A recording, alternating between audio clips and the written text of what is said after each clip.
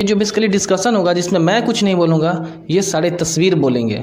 ये जो विंध्याचल रेंज है वो इंडिया को दो पार्ट में डिवाइड करता है कि बेसिकली विंध्याचल रेंज जो है इसी के ऊपर वाला पार्ट जो होगा वो नॉर्थ होगा और इसके नीचे वाला पार्ट साउथ होगा। ठीक है, आप लोग विंटर के समय सुने होंगे कि तमिलनाडु वाले एरिया में जो है बाढ़ आ गई, तो यही जो लौटता मानसून है इसी से होता है। हमारा कुतुब मीनार है और ये हमारा लौह स्तंभ है। लौह स्तंभ को जो बनाया था वो बनाए थे Chandragupta two. Chandragupta two is also known as Vikramaditya. तो विधानसभा में जो दलित के लिए सीट है इस पैक्ट में हुआ तो 71 पहले सीट था, तो उसको जो बढ़ा करके 71 से बढ़ा करके ये वो 148 कर दिया गया। ठीक है, तो ये हमारा समझौता हुआ था पुणे पैक्ट 1932 में गांधी जी और BR अम्बेडकर के बीच। Hello friends, today we are going to discuss the paper of DSSB। हम लोग DSSB की प्रीवियस ईयर क्वेश्चन को GK को डिस्कस करेंगे। डिस्कशन कुछ इस प्रकार से होगी कि जैसे आप लोग को मैक्सिमम बेनिफिट इससे मिल सके। और मैं एक बात और बता दूं कि ये जो डिस्कशन होंगी ये बेसिकली आप चाहे SSC की तैयारी कर रहे हो, आप चाहे DSSB की तैयारी कर रहे हो, आप चाहे KVS की तैयारी कर रहे हो, या फिर आप कोई भी कम्पिटिटिव एग्ज़ाम की तैयारी कर रहे हो, ये सारे में ये आपको बहुत हेल्पफुल होंगे।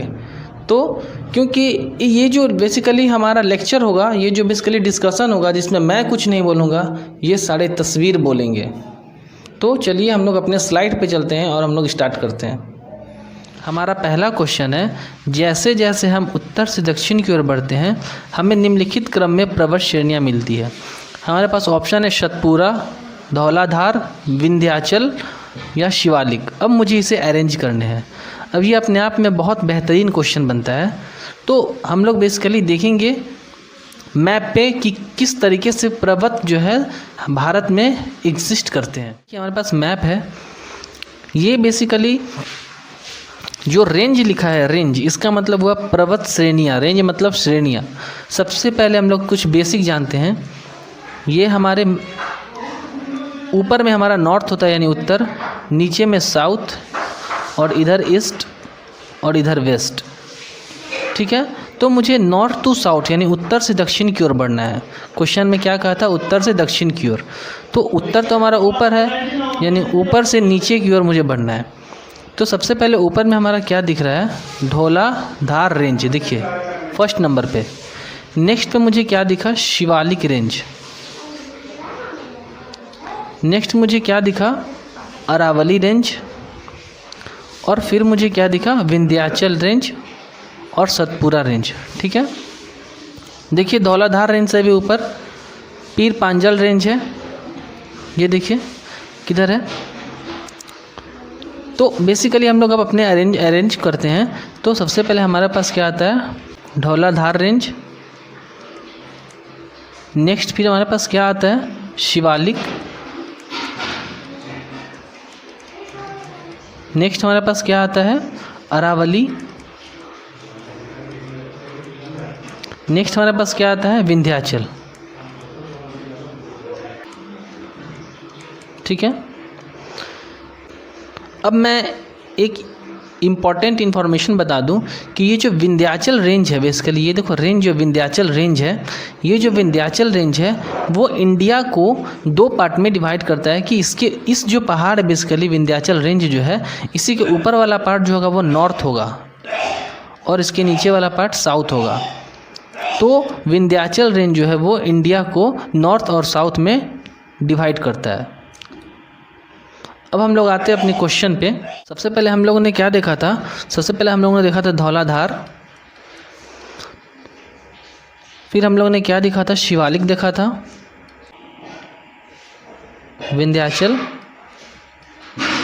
और फिर हम लोगों ने देखा था सतपुरा। विंध्याचल जो है वो इंडिया को दो पार्ट्स में डिवाइड करता है। अगर ऑप्शन में विंध्याचल नहीं है तो हम लोग सतपुरा भी लगा सकते हैं, लेकिन ज़्यादा हम लोग विंध्याचल को ही प्रेफरेंस देंगे।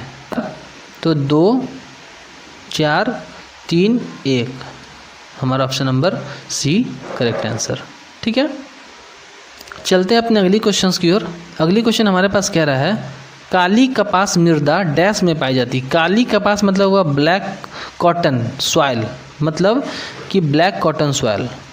ब्लैक कॉटन सॉइल, आप लोग ये जानिए कि सबसे पहले जो ब्लैक सॉइल में क्या होता है वो कॉटन होता है। एक क्वेश्चन अपने आप में ये बनता है। तो ब्लैक कॉटन सॉइल कहाँ पाई जाती है, हिमाचल प्रदेश, उत्तर प्रदेश, कर्नाटक या फिर गुजरात। आइए हम लोग देखते हैं कहाँ पे पाए जाते हैं। ये जो हमारा डिस्ट्रीब्यूशन है ये बेसिकली सॉइल का है। देखिए सॉइल का डिस्ट्रीब्यूशन है हमारे पास। तो ये देखिए ब्लैक सॉइल जो ग्रे कलर से है आपको मैप पे दिख रहा है, महाराष्ट्र में पाया जाता है, मध्य प्रदेश में पाया जाता है और यहाँ पे गुजरात में भी पाया जाता है। ये देखो गुजरात में ग्रे ग्रे, ठीक है। तो हमारे ऑप्शन के थ्रू हम लोग आते हैं। तो हमारे ऑप्शन में क्या है, मध्य प्रदेश भी नहीं है, ना ही महाराष्ट्र है, लेकिन गुजरात है, तो हम लोग गुजरात को टिक करेंगे, ठीक है। चलते हैं अपने अगली क्वेश्चंस की ओर। क्वेश्चन कह रहा है लौटता मानसून डैश में भारी वर्षा कराती है, यानी जो लौटता मानसून है वो कहाँ पे भारी वर्षा कराती है। तो सबसे पहले हम लोग मानसून के कॉन्सेप्ट को समझते हैं। ऐसे हम लोग टिक नहीं मारते चलेंगे कि चलो जो आंसर उसका मैं लगा दिया। सबसे पहले हम लोग कुछ समझते हैं मानसून के बारे में। देखिए मानसून को जो हम लोग 2 टाइप के मानसून होते हैं इंडिया में, ठीक है। एक हमारे होते हैं समर मानसून और दूसरा होते हैं हमारा विंटर मानसून। एक होता है हमारा समर, एक होता है विंटर मानसून, ठीक है। तो समर मानसून को एक और नाम से हम लोग जानते हैं जिसको हम लोग बोलते हैं एडवांसिंग मानसून, एडवांसिंग मानसून, ठीक है। और विंटर मानसून को हम लोग कहते हैं रिट्रीटिंग मानसून, रिट्रीटिंग मानसून। और इसी रिट्रीटिंग मानसून को हम लोग करते हैं लौटता मानसून, ठीक है। यहाँ तक बात पक्की। तो अब हम लोग कुछ कॉन्सेप्ट को समझते हैं। ये हमारा लैंड है, ठीक है, और ये हमारा सी है, ठीक है। तो ये हमारा सनलाइट जो है वो जब ये गर्म होता है धरती पे, जब रोशनी आता है सन की जो रेज आती है तो ये धरती गर्म हो जाता है, ठीक है। तो जब धरती गर्म होता है तो जो हवा है वो ऊपर उठने लगता है, क्योंकि गर्म हवा जो होता है वो हल्का होता है, इसलिए वो ऊपर उठने लगता है। तो उसके बाद इधर ये जो खाली जगह जो बच जाता है, क्योंकि गर्म हवा तो ऊपर आ गया, और इसी हवा को भरने के लिए सी की तरफ से ये सी विंड चलती है। ये हवा आई इसको भरने के लिए, और ये हवा गर्म हवा और ऊपर जाके यहाँ पे बादल का निर्माण करती है, और ये बादल फिर ऊपर में मॉइस्चर होल्ड नहीं कर पाता है, तो ये जो बेसिकली फिर बाद में कूल होके वर्षा कराती है। तो इस प्रोसेस को हम लोग बोलते हैं प्रेसिपिटेशन, प्रेसिपिटेशन, ठीक है। अब मैं यहाँ पे एक और बात करता हूँ। ये जो सी विंड चली लैंड की ओर, ठीक है, और ये जो बादल जो है वो ऊपर जाके बना और होल्ड नहीं कर पाया मॉइस्चर, और ये पानी बरस गया, इसको हम लोग बोलते हैं प्रेसिपिटेशन। तो यहाँ से हमारे कॉन्सेप्ट बना प्रेसिपिटेशन क्या होता है। अब हम लोग आते हैं अपने मैप पे। बात करता हूँ मैं जून के टाइम का मैं बात करता हूँ, ठीक है। अब जून के टाइम पे हमारे इधर तो गर्मी बहुत ज़्यादा होता है, ठीक है। यहाँ पे गर्मी तो काफ़ी ज़्यादा होता है। बेसिकली हमारे बिहार में, राजस्थान में, दिल्ली में तो गर्मी होने की वजह से यहाँ की जो हवा ऊपर चली जाती है, गर्म हवा, तो यहाँ से जो बेसिकली जो सी ब्रीज होती है, यानी कि सी वाली हवा, वो इस डायरेक्शन में बहुत जल्दी से आती है इसको भरने के लिए, ठीक है। और इंडिया का जो मानसूनल है वो 2 डायरेक्शन में जाता है, एक अरबियन सी वाला तरफ से और एक बे ऑफ बंगाल की तरफ से, ठीक है। समझिए आप लोग थोड़ा। जो अरबियन सी की तरफ से जाती है ये समर मानसून यहाँ पे जून के समय में, हम लोग के जुलाई के समय बहुत वर्षा कराती, क्योंकि ये जो गर्म हवा जो है ये तो ऊपर जाके बादल बना देती है और ये मॉइस्चर होल्ड नहीं कर पाता और भारी वर्षा कराती है, ठीक है। और जो इस डायरेक्शन में जो वर्षा जाती है वो नॉर्थ ईस्ट की तरफ, जैसे मेघालय हो गया, चेरापूंजी वगैरह, इधर बहुत वर्षा कराती है, ठीक है। तो ये हमारा हो गई समर मानसून। अब जो समर मानसून या फिर एडवांसिंग मानसून हुआ, इसकी जो डायरेक्शन है तो मैंने अभी बताया था कि इधर नॉर्थ होता है, इधर साउथ होता है, इधर ईस्ट होता है, इधर वेस्ट होता है। तो इसकी जो डायरेक्शन है वो किस डायरेक्शन में गई, इधर गई, तो यानी कि नॉर्थ ईस्ट। ये हमारा कैसा मानसून हुआ, नॉर्थ ईस्ट मानसून, ठीक है, नॉर्थ ईस्ट मानसून हुआ, ठीक है। अब मैं बात करता हूँ रिट्रीटिंग मानसून क्या होता है, या फिर लौटता मानसून या फिर विंटर मानसून। अब देखो हमारे यहाँ जब अक्टूबर के समय में क्या होती है, थोड़ी ठंडी ठंडी स्टार्ट हो जाती है, तो यही काम उल्टा हो जाता है। अब यहाँ पे फिर से देखो, ये हमारा हो गया लैंड और ये हमारा हो गया सी। सूरज की रोशनी पड़ी, ये तो ठंडा है, ज़्यादा रोशनी पड़ेगी नहीं, और तो ये अब ये उल्टा डायरेक्शन में अब इधर आएगा भरने, क्योंकि अब तो ये गर्म है ना, ये तो अभी ठंडा है, ये तो अभी ठंडा है, क्योंकि हमारे अक्टूबर के टाइम में थोड़ा थोड़ा ठंडा आता है और ये गर्म है, तो ये जो है विपरीत दिशा में आने लगती है। तो ये जो है वो विपरीत दिशा में आने लगती है। ज़रा सा हम लोग समझेंगे यहाँ पे, ये जो है विपरीत दिशा में चली आती है, लौटता मानसून अक्टूबर। और ये जो इसकी जो डायरेक्शन होती है वो बेसिकली ये होती है, ये देखिए, ये जो मैं अभी दिखा रहा हूँ आपको, ये डायरेक्शन होती है। तो ये डायरेक्शन जो यहाँ पे ये वाली जो एरिया है बेसिकली, जो कि हमारा तमिलनाडु और आंध्र प्रदेश वाला एरिया है, ठीक है। ये तमिलनाडु TN में लिखा शॉर्ट फॉर्म में, और इधर AP, थोड़ा सा AP ये वाले एरिया में। तो ये वाली एरिया जो है इधर बहुत बारिश कराती है, ठीक है। इधर जो है वो बहुत बारिश कराती है, जिसको हम लोग बोलते हैं विंटर मानसून, या फिर लौटता मानसून, या फिर रिट्रीटिंग मानसून, ये वाले एरिया को।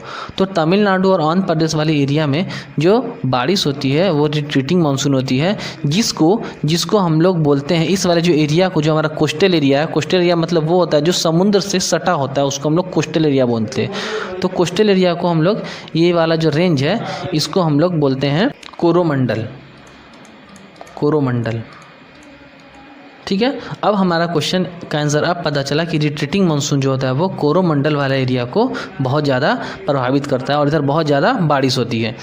तो हम लोग ने ये जाना कि कोरोमंडल जो हमारा वो तमिलनाडु और आंध्र प्रदेश वाला एरिया होता है। अब हम लोग देखते हैं कि हमारा जो कोस्टल एरिया का डिवीज़न कैसे होता है। तो देखो, ये जो हमारा एरिया है कोरोमंडल कोस्ट, जिसमें हमारा तमिलनाडु और आंध्र प्रदेश वाला एरिया आता है। नेक्स्ट मैं बात करूँ तो कौन कौन कोस्ट में हमारा क्या आता है, तो महाराष्ट्र वाला एरिया, और यहाँ से आता है कर्नाटक वाला एरिया, गोवा लेते हुए, ये देखो गोवा लेते हुए। नेक्स्ट मैं बात करूँ तो मालाबार कोस्ट क्या होता है, तो ये देखो यहाँ से थोड़ा सा कर्नाटक और ये केरल को लेते हुए, ठीक है। अब मैं थोड़ा सा ब्रीफ में यहाँ पे आ जाऊँ, कुछ मैं ब्रीफ्स बात कर लूँ यहाँ पे। जो हमारा रिट्रीटिंग मानसून और एडवांसिंग मानसून के बारे में मैं बात करता हूँ, एडवांसिंग मानसून और रिट्रीटिंग मानसून, ठीक है। देखो, ये हमारा जो है एडवांसिंग मानसून, ये हमारा सी टू लैंड, ये हमारा land to sea, land to sea, आप लोग नोट्स बनाते चलोगे। नेक्स्ट ये जो है मैक्सिमम इंडिया में, ये जो एडवांसिंग वाली है वो मैक्सिमम इंडिया के पार्ट्स में बारिश कराती है, जो मैक्सिमम पार्ट्स में बारिश कराती है। और ये जो है ज़्यादा रेनफॉल, ये ज़्यादा पार्ट्स में नहीं कराती है, कम रेनफॉल कराती है, ठीक है। आप लोग विंटर के समय सुने होंगे कि तमिलनाडु वाले एरिया में जो है बाढ़ आ गई, तो यही जो लौटता मानसून है इसी से होता है। मैं और बात कर लूँ तो ये हमारा मैक्सिमम एरिया इंडिया का कवर अप करता है बारिश से, ये हमारा कम एरिया करता है, ठीक है। नेक्स्ट मैं बात कर लूँ तो ये हमारा जून के टाइम में आता है और ये हमारा सितंबर या फिर अक्टूबर के टाइम में आता है, ठीक है। नेक्स्ट अब हम लोग आते हैं अपने वापस क्वेश्चन पे। तो लौटता मानसून हमारा कहाँ होता है, Coromandel, right. Any doubt to anyone? अगर आप लोग में से किसी को कोई प्रॉब्लम है तो मैं ये PDF शेयर कर दूंगा, आप डिस्क्रिप्शन बॉक्स में कमेंट कर दीजिएगा। और अगर आपको लगता है कि मैं और डीप में कुछ जाऊं तो आप मुझे कमेंट कर सकते हो। बढ़ते हैं अपने अगली क्वेश्चन की ओर। क्वेश्चन नंबर 4 जो कह रहा है दिल्ली में कुतुब मीनार के निकट लौह स्तंभ डैश द्वारा बनाया गया। तो हम लोग चलते हैं दिल्ली में कुतुब मीनार को देखने। ये देखिए हमारा कुतुब मीनार है और ये हमारा लौह स्तंभ है। लौह स्तंभ को जो बनाया था वो बनाए थे चंद्रगुप्त II, चंद्रगुप्ता II, जिसको हम लोग विक्रमादित्य भी बोलते हैं। Chandragupta II is also known as Vikramaditya. आप लोग नोट्स भी बनाते रहिएगा। आयरन पिलर जो है इसके बारे में कुछ और हम लोग बात जान लेते हैं। इसकी जो हाइट है वो 7.2 मीटर है। मैं फीट में बात करूं तो ये 23 फीट 8 इंच के लगभग में है, 23 फीट 8 इंच, ठीक है। ये हुई हमारे लौह स्तंभ की बात। अब हम लोग बात कर लेते हैं कुछ कुतुब मीनार के बारे में। इसके बगल में है तो हम लोग उसको छोड़ नहीं सकते हैं। कुतुब मीनार जो है वो दिल्ली में है। इसके बगल में कुतुबुद्दीन ऐबक ने बनवाया था, बिल्ड बाय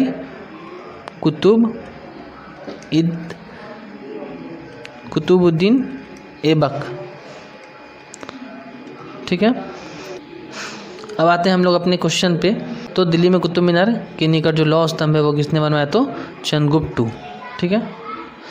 इधर हम लोग के पास अशोक है, अकबर है। तो अशोक तो आपको पता है बहुत जगह ये अपना अशोक स्तंभ बनाया, वैशाली के बिहार के वैशाली में बनवाया, और सारनाथ यूपी में, तो बहुत जगह इन्होंने स्तंभ बनवाया। अशोक स्तंभ तो आप जानते हैं सारनाथ में भी है। अकबर के बारे में कुछ जान लेते हैं। तो अकबर ने क्या बनवाया था? आगरा फोर्ट। कुछ इम्पोर्टेंट मैं बात कर लेता हूँ यहाँ पे, आगरा फोर्ट। और मैं बात कर लूँ तो फतेहपुर सिकड़ी, जो एग्ज़ाम में फ्रीक्वेंटली पूछे जाते हैं, फतेहपुर सिकड़ी, जो कि दोनों जो है वो यूपी में है, यूपी के आगरा में, ये दोनों यूपी के आगरा में है। ठीक है, चलते हैं अपने अगली क्वेश्चंस की ओर, जो कि क्वेश्चन नंबर 5 है। पूना समझौता गांधी और डैश के बीच में हुई। ठीक है, तो पुणे समझौता जो है वो बेसिकली गांधी और अंबेडकर जी के बीच में हुई। चलिए हम लोग इसको समझते हैं। ये देखिए गांधी जी और BR अम्बेडकर हैं। तो पुणे जो पैक्ट हुए थे गांधी जी और BR अम्बेडकर के बीच में, ये कब हुआ था? ये हुआ था हमारा 1932 में, 1932 में हुआ था पुणे पैक्ट। पुणे पैक्ट यानी पुणे समझौता। इस समझौता में बेसिकली हुआ था क्या कि जो दलित वर्ग है, अब BR अम्बेडकर तो दलित वर्ग के बारे में बात करते हैं, तो जो दलित वर्ग है उनको विधानसभा में कुछ आरक्षण बढ़ानी थी, मतलब कुछ सीट को बनानी थी। तो विधानसभा में जो दलित के लिए सीट है इस पैक्ट में हुआ, तो 71 पहले सीट था, तो उसको जो बढ़ा करके 71 से बढ़ा करके ये जो विधानसभा सीट है वो 148 कर दिया गया। ठीक है, तो ये हमारा समझौता हुआ था पुणे पैक्ट 1932 में गांधी जी और BR अम्बेडकर के बीच में। ठीक है, चलते हैं अपने अगली क्वेश्चंस की ओर। क्वेश्चन नंबर 6, अकबर के 9 रत्न में से कौन एक भू राजस्व प्रणाली में शामिल था? अब हम लोग आते हैं अकबर पे। अकबर देखिए, ये अपने दरबार में जो थे वो 9 रत्न रखे थे, मतलब 9 अलग अलग लोग थे जो कि अपने आप में बहुत बड़े बड़े विद्वान थे। तो हम लोग चलिए अकबर के बारे में कुछ जानते हैं, 9 रत्न के बारे में कुछ जानते हैं। ये देखिए मुग़ल बादशाह के अकबर के दरबार के 9 रत्न हैं। ये देखो कौन कौन 9 रत्न थे? बीरबल थे, फैजी थे, मान सिंह थे, तान सिंह थे, हकीम हुमाम थे, राजा टोरमडल थे, इब्राहिम खाना खान थे, अबुल फजल और मुल्ला दो प्याजा। अब इन सबसे क्वेश्चन फ्रीक्वेंटली एग्जाम में बहुत पूछे जाते हैं, तो आपको ये जानना होगा कि कौन जो व्यक्ति थे इनके दरबार में वो किस काम के लिए थे। तो चलिए हम लोग एक एक करके सबके काम जानते हैं। तो बीरबल जो थे वो एक सलाहकार थे। क्या थे बीरबल? सलाहकार थे अकबर के दरबार के। ठीक है, नेक्स्ट में यदि मैं बात करूं तो फैजी थे, वो क्या थे? एक फारसी कविता लिखते थे, यहाँ पे फारसी कविता लिखते थे। ठीक है, नेक्स्ट में बात करूं तो मान सिंह थे, वो हमारे थे सेनापति, मानसी सेनापति थे। ठीक है, तानसेन थे वो संगीत में, देखो ये हाथ में वीणा लिए हुए है ना, देखो वीणा लिए हुए ना, तो तानसेन जो वो संगीतज्ञ थे। तानसेन क्या थे? संगीतज्ञ।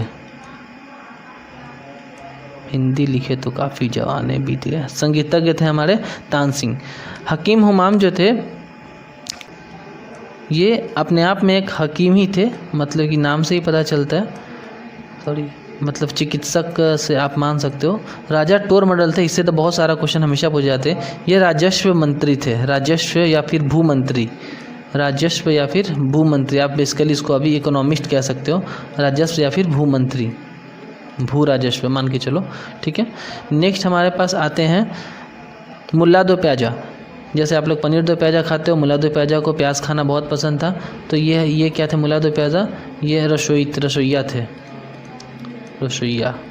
ठीक है, नेक्स्ट मैं बात कर लूँ अबुल फजल। तो अबुल फजल जो थे वो ये अकबर के बारे में कुछ कुछ लिखते थे। एक बुक थी आईने अकबरी, इन्होंने लिखा था अबुल फजल। एक बहुत सारे एग्जाम में क्वेश्चन पूछते हैं आईने अकबरी किसने लिखा, तो अकबर के बारे में ये बुक था आईने अकबरी, आईने अकबरी, अकबरी, आईने अकबरी जो बुक थे अबुल फजल ने लिखा था। नेक्स्ट है अब्दुल रहीम खाना खान, ये कवि थे, ये एक कवि थे। ठीक है, ये हमारे हुई मुग़ल बादशाह के 9 रत्न जो अकबर के दरबार में थे वो। तो अब आते हैं हम लोग अपने क्वेश्चन पे। क्वेश्चन हमारा था अकबर के 9 रत्न में से भू राजस्व प्रणाली कौन थे? तो भू राजस्व कौन थे? हमने अभी देखा था टोरमडल थे। ठीक है, आप लोग चाहें तो इसका स्क्रीनशॉट ले सकते हैं। ये देखिए भू राजस्व मंत्री कौन थे? तो राजा हमारा टोरमडल। जिनको ये PDF चाहिए कमेंट कर सकते हैं डिस्क्रिप्शन बॉक्स में। चलते हैं अपने अगली क्वेश्चंस की ओर। देखो, एक साबुन में जो बुलबुले होते हैं वो किस कारण दिखाई पड़ते हैं। तो ये तो बहुत हमारा सिंपल सा क्वेश्चन है। तो ये हमारा जो साबुन में जो बुलबुले होते हैं उसका कारण क्या है, हमारा अपरावर्तन, जिसको हम लोग रिफ्रैक्शन बोलते हैं इंग्लिश में, रिफ्रैक्शन। ठीक है फ्रेंड्स, तो ये रही पार्ट 1 जीके डिस्कशन की। अब हम लोग देखेंगे अपने डिस्कशन की पार्ट 2, जिसका लिंक आपको मिल जाएगा इधर या फिर डिस्क्रिप्शन बॉक्स में। ठीक है, तो चैनल को लाइक कीजिए, सब्सक्राइब कीजिए। Thank you.